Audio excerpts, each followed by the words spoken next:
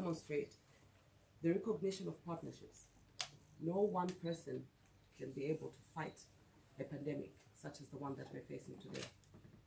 And without that open door policy to allow others to join hands with you, we would not be able to sit at this table.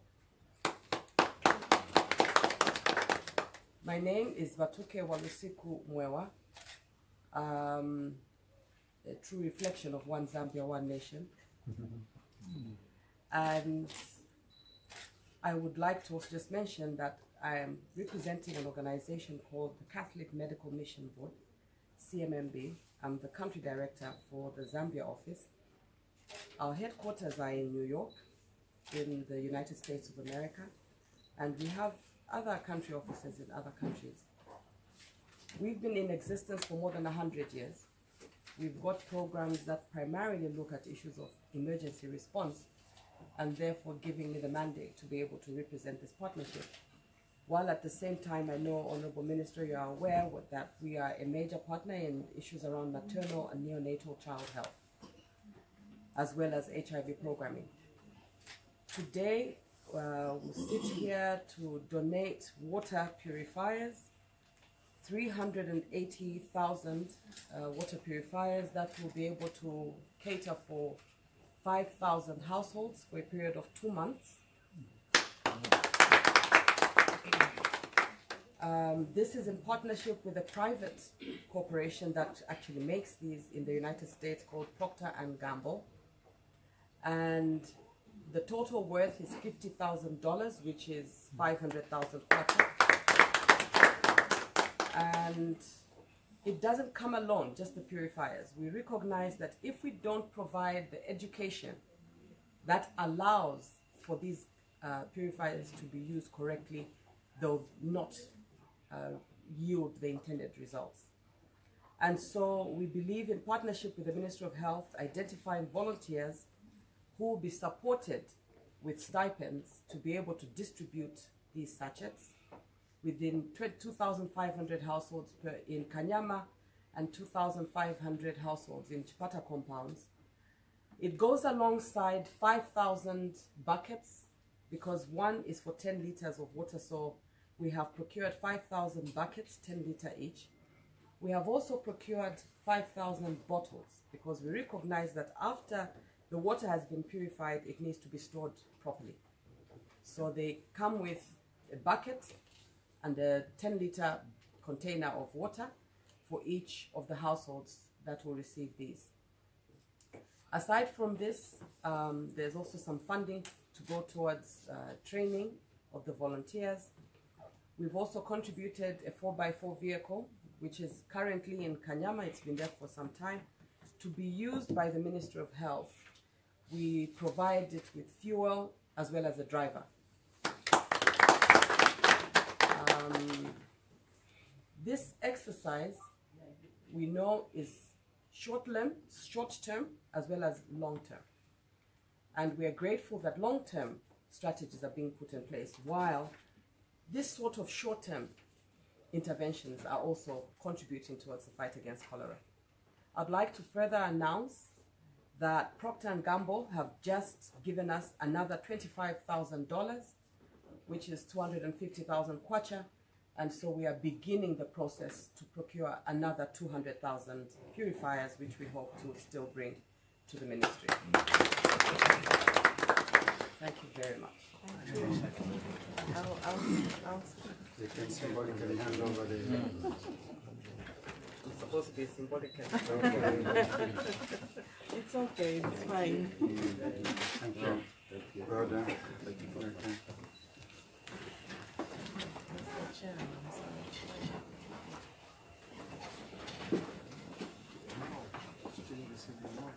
Yes, sir.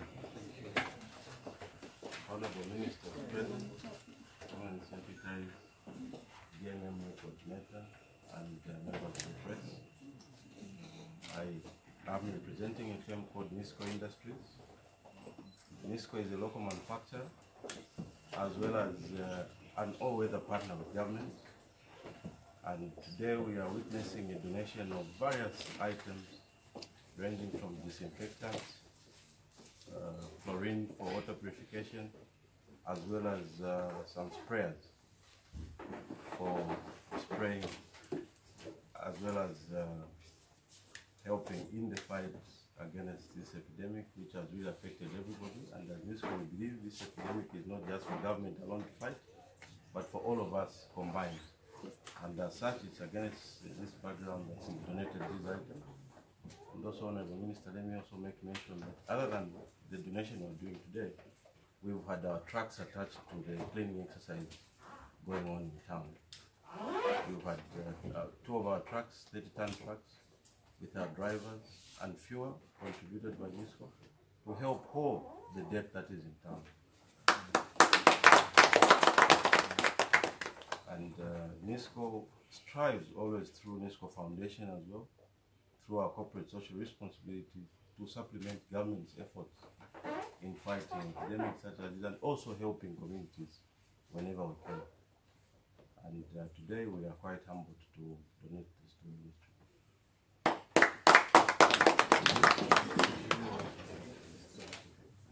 Thank you.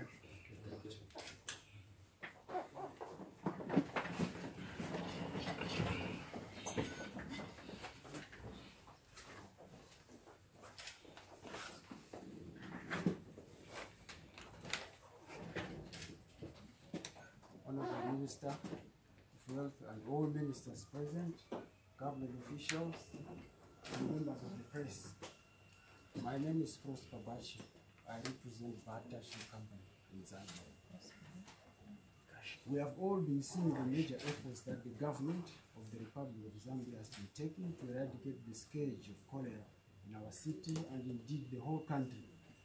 The President of the Republic of Zambia, His Excellency Mr. Edgar Chagwa, has personally been leading from the front. He has mobilized the whole country to rise up to the occasion, and we have seen the hard work that you, Honorable Minister, and your colleagues have really been involved with. You have put in a lot of hard work in this fight against cholera, and we shall always remember you in the many years to come. We hope and trust that through your efforts, we shall not again have to go through this. Bata Zambia wants to compliment your efforts in this fight against cholera, and we shall always be part of this community in matters of such disasters. Bata Zambia is therefore pleased to play its part to assist you by providing protective gumboots so that all these heroes who are doing the cleaning exercise can be protected. Bata Zambia is assisting with 5,000 pairs of these protective gumboots, which is valued at 350,000 kwacha. And we hope this will offer some help in the efforts you have gallantly led. You have been the face of this fight, and we shall always remember you for saving lives through your hard work together with your team. Again, we thank you for receiving us and wish you great success in ensuring that cholera will never again appear in Zambia.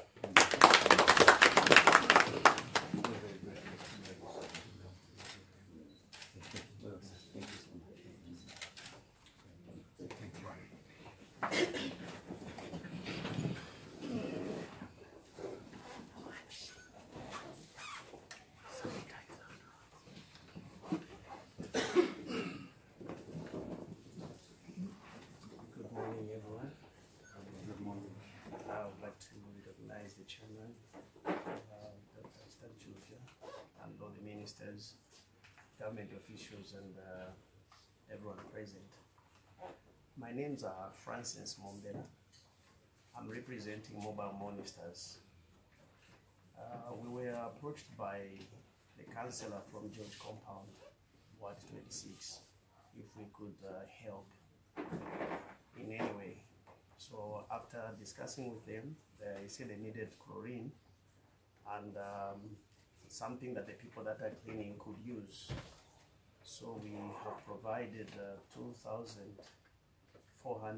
750 mils of chlorine and 20 wetsuits, 20 gumboots, and 20 heavy-duty gloves for those that will be cleaning. We also working out on how best we can provide these to just help in garbage collection and that there is no littering. We hope that the people of Lusaka and Zambia will keep proper health hygiene to take away this cholera trouble. Thank you.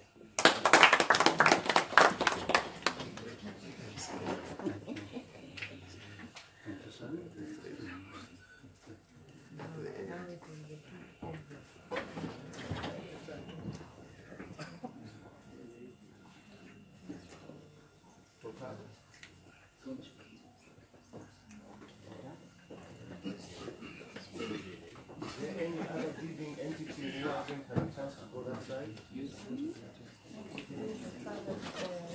Oh, yes. Forest Choice is coming.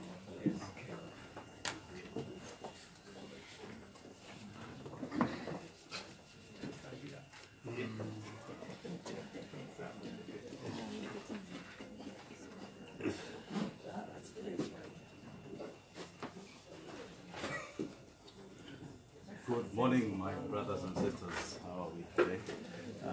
I recognize the presence of the Honorable Minister of Health, Chair of the Task Force, no other ministers present, and all protocols observed. Standing and representing the Council of Churches in Zambia,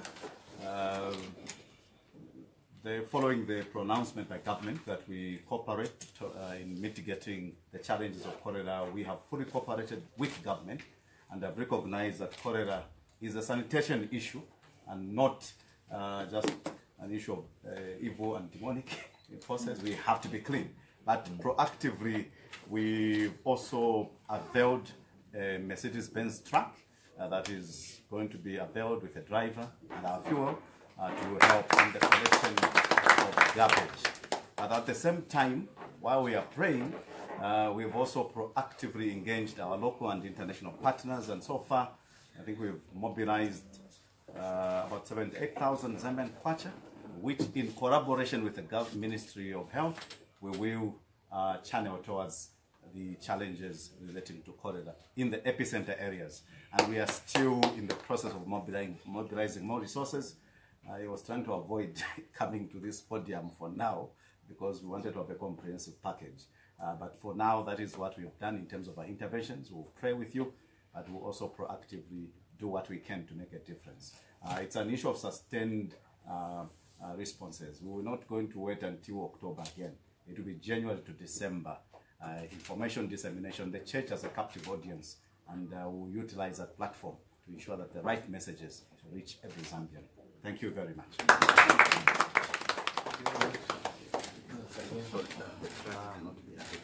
It's been announced, so that's all right. I believe possibly Total is not here. May I invite Honorable Charlie Kosato to take their acceptance?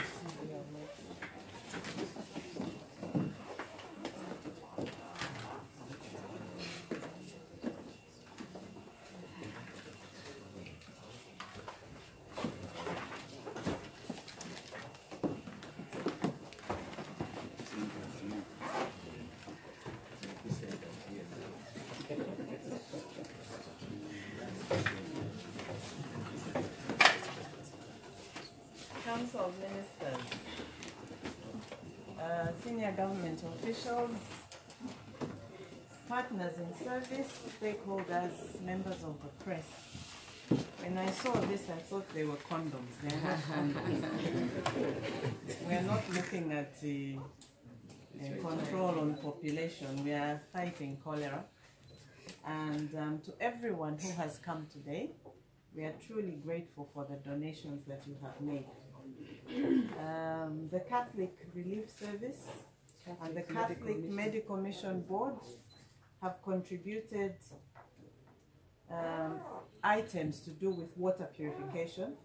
I know that the Catholic Relief Service also contributed 96 boxes of water filters, though they are not here. So this, in addition with the 380,000 purifiers that are coming in sachet, will go a long way into helping purify the water system that our people will be taking. Access Bank, thank you. You joined the financial institutions that have also responded positively by giving us the 100 bins.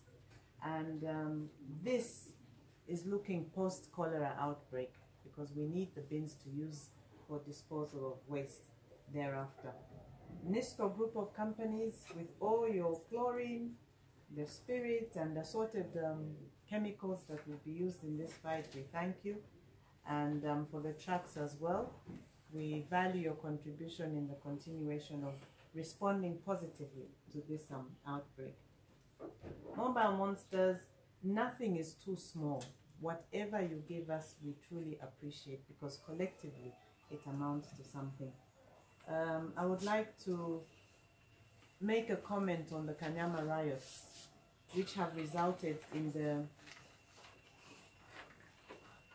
people withdrawing their trucks and vehicles, the tipper trucks that were very well coordinated and received by government. We had a total of about close to 80 trucks that we had mobilized.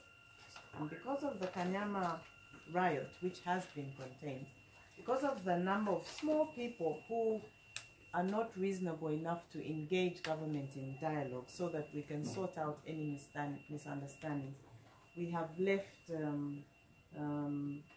a gap of about 71 trucks.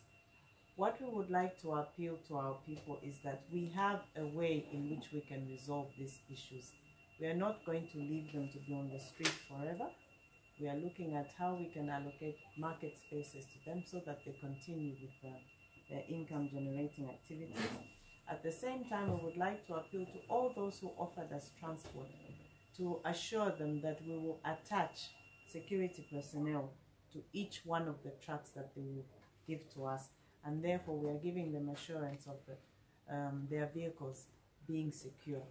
We don't anticipate another riot as long as we keep the people engaged who are affected by this exercise. So we would like to appeal to them to come back on board and bring back the trucks that they did offer in the first place. Some of them did hire out their trucks to us, but have not brought the vehicles, so we are waiting for them to actually bring the vehicles so that we can make use of them. Once the hard work is done, it will be a matter of routine. So whatever donations we are using, it's not forever in terms of vehicles, but for things like bins and the chlorine, they will be put to good use so that we maintain this sanitation program, and everyone will come out better exposed and better educated, so that we continue with the hygienic ways of doing business.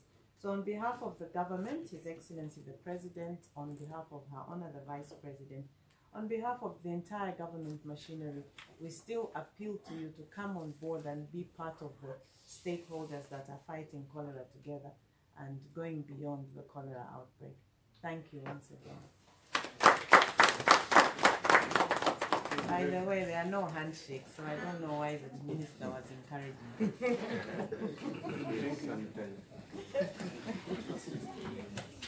Thank you very much. We can invite 3 questions. Are there any questions, clarifications? 1, 2, please proceed and ask your question. My name is Nelly from TV. I have 2 questions. The first question is that there is a high demand of chlorine currently on the market. What are some of the security features that the public can use to tell fake chlorine from the original chlorine? Then my second question is on the schools. We know that most of the schools are opening on the 23rd, and just wanted to find out, do the cooks in these schools that provide meals to the pupils also be certified?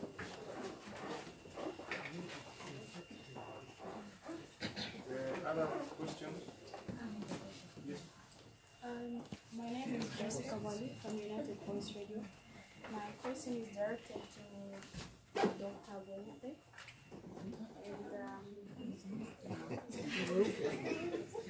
And I wanted to get your reaction on the allegations that are going through social medias concerning the vaccine, that the vaccine is actually on trial, and wondering why it's being given to people, and also allegations are going on that the vaccine is just after depopulating people. Thank you. The Honourable Minister shall answer questions. I'm sure I'm protected. Yes, please. On the same issue of schools opening, I understand there are two, I don't know if I can call them phases, like of vaccinating the people that have been vaccinated. What happens with that to move from here from Lusaka? Suppose this person is from Lusaka, was vaccinated, the first vaccine got it from here, then goes to Kasama in boarding. What happens to them?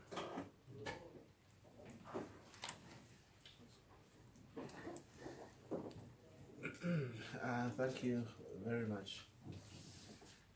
The vaccine is very safe, and the vaccine is not new, it's not on trial. This vaccine was developed in the 1800s and has been improved over the years.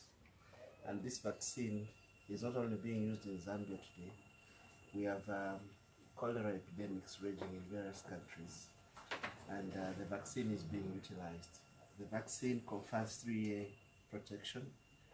It has no side effects, and in trials that have been done in the past, in fact not trials but research done in the past for safety in pregnancy, we have also found that actually it is safe for use in pregnancy. So the vaccine is safe for consumption. This is the reason why when we're launching the vaccination campaign, leaders did take this not to protect themselves but to demonstrate that what they were giving out to the public was safe, to give confidence.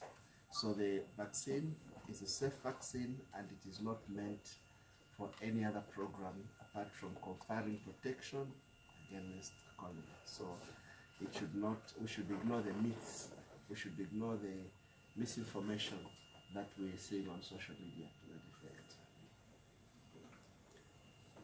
Our schools reopening, and therefore how do we deal with the second dose of the vaccine? This multi-sectoral response has brought on board all sectors, including the Ministry of Education.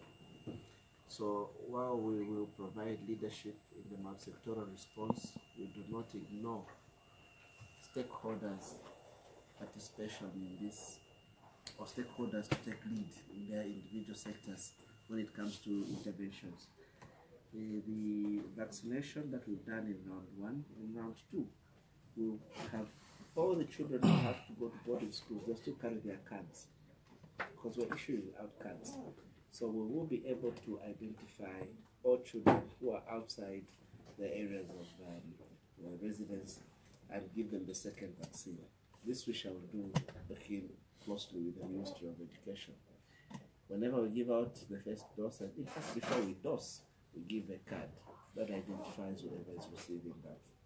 So we will manage to do the second round. Like we said, we've already vaccinated 1,079 cases, and that amounts to 90%, and we should be reaching 100% within the next few days. And like we said earlier on, George will make sure that is included, and we should reach 100% within the next few days for the whole material zone. The chlorine that is being utilized is not just being moved from the production room to the consumer. It's still undergoing the normal due diligence for safety. We want to ensure that every bottle that is given out has passed the test. The medical stores limited that we have there, that is receiving bay for chlorine, has a quality control laboratory. There are some samples that have come and we've rejected because the chemical composition is not according to what standards we've set. So we're still using our normal processes to ensure that the Bureau of Standards and the quality control laboratories take lead in ensuring that these the chlorine that everyone is buying and consuming is safe. So we do not have a worry about that, and we will not allow any unscrupulous people to put chlorine that does not meet the standards of the street. The question of the chefs in the learning In our schools, I must emphasize that in every place where there are food handlers, it is a rule to have those food handlers certified to handle food. So in any restaurant, in a bar, any restaurant in a hotel, in a school, in a public place, it is a provision, it is provided for in the Public Health Act, in the Food and Drugs Act, to have the people handling the food tested. So there's a battery of tests that we conduct for every food handler. So no chef, no waiter in any school is allowed to handle food without passing the food handler's examination. So as part of the package to ensure that we improve safety in our schools, all the members of the kitchens and restaurants will by law be required to pass a food handler's test.